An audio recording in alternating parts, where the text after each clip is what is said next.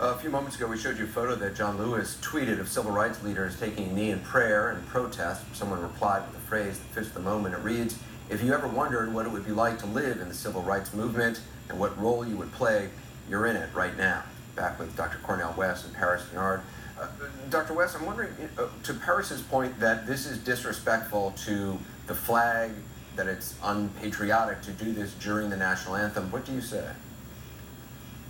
Well, I mean, the important thing, though, Brother Cooper, is that you got two claims being made by the president. One is race has nothing to do with it. That's a lie. Second is disrespectful. No, my father served in the U.S. Army with dignity in a Jim Crow army, but he served in the name of truth and freedom, so that flag signifies at its best a freedom for people to dissent if they can do so with a love and with a concern with the least of these. So there's many people in the Army who in no way feel disrespected if people are fighting for justice, because the flag is not the monopoly of one group. It's for the expression of those who are fighting for truth, liberty, and freedom across the board. So this idea that somehow disrespect is a motivation for stepping, for kneeling. I mean, good God, in the 1960s, we had a whole host of folk who turned their backs on the flag because for them it signified criminality. Vietnam, it signified a whole host of things that were violations of humanity. And so in this sense, the idea of disrespect, especially coming from Donald Trump, he is the disrespecter par excellence. So by what moral authority, what spiritual authority does he have to talk about disrespect? He's been disrespecting the American people and the flag ever since he won in many ways when it comes to our precious Mexicans and Arabs and Palestinians and Jews and black people and gays and lesbians and trans and bisexuals and others. So in that sense, let's just be honest, Brother Paris. Paris, you heard Shallow. Paris, you heard Maggie Haberman's reporting that people around the president are saying to her, look, this is very clearly about appealing to white working class base and getting them riled up. Is that respectful of the flag? I mean, to use patriotism, to use the flag, if that's what the president is doing, to rile up supporters? I think that politicians of both sides I remember when Secretary Clinton would go to predominantly black churches, and President Clinton would do it too, and they all of a sudden get this southern drawl, and they would change their cadence, and they would bring up issues that were particular to that crowd because they knew their base. They would talk about that's what politicians do.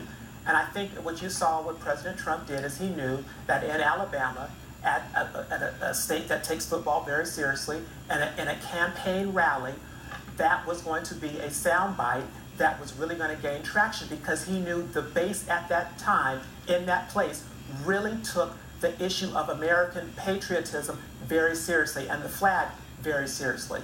And so he was playing to his base. But you don't think there was a racial component by saying those people, our anthem, calling them sons of bitches in front of a overwhelmingly white crowd in Alabama? I think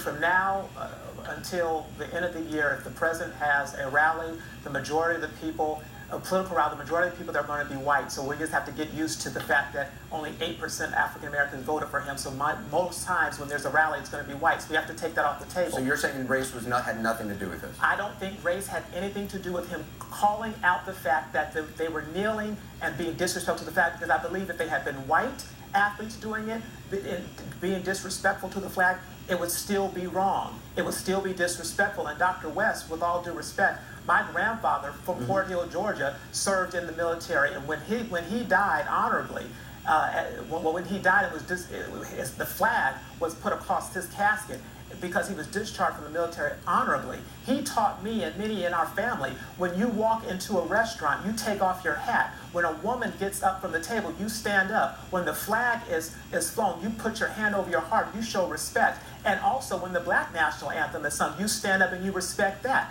I was at an event with the president when I used to work for President George W. Bush for African American History Month. He did not know at the time that when the Black National Anthem played, you stand up. He looked over at Secretary Rice And she nodded at him, and he stood up out of respect because everybody in the room was doing it, and he did it because it was the respectful, right thing to do. And I think that what we have in this conversation has nothing to do with the ethnicity of the people that are doing the act. It is the act in and of itself which I find to be disrespectful. Dr. West? Yeah, but the idea that it doesn't have anything to do with race, my brother, that's what we're talking about. And God bless your beloved grandfather, though. I know he lived with dignity in his own way. But you and I know when it comes to the great black national anthem written by Rosamond and James Weldon Johnson, if that anthem was associated with a black supremacy that mistreated white brothers and sisters, that had police, that had economic, civic, educational expressions that somehow was subordinating other folk, many black people wouldn't stand at that anthem either. So it's not a question of just one anthem versus another, just any flag, any anthem. If it stands in the way of truth, stands in the way of love, it ought to be criticized. So it's a question of morality and spirituality. The problem is President Trump, he's all spectacle, no moral substance. He's cold-hearted, he's mean-spirited. He's involved in scapegoating as a way of manipulating and dividing American people in order for him to keep his visibility. He's a Frankenstein created in many ways by mass media, and now he's locked into it. And there are no grounds, my dear brother Paris, for any kind of serious defense of such behavior.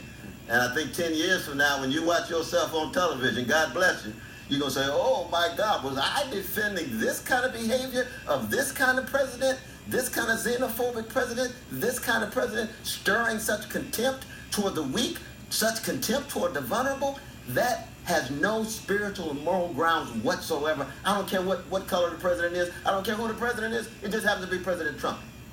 Dr. West, I appreciate you being on the program. Paris Bernard as well. Good discussion. Thank you very much.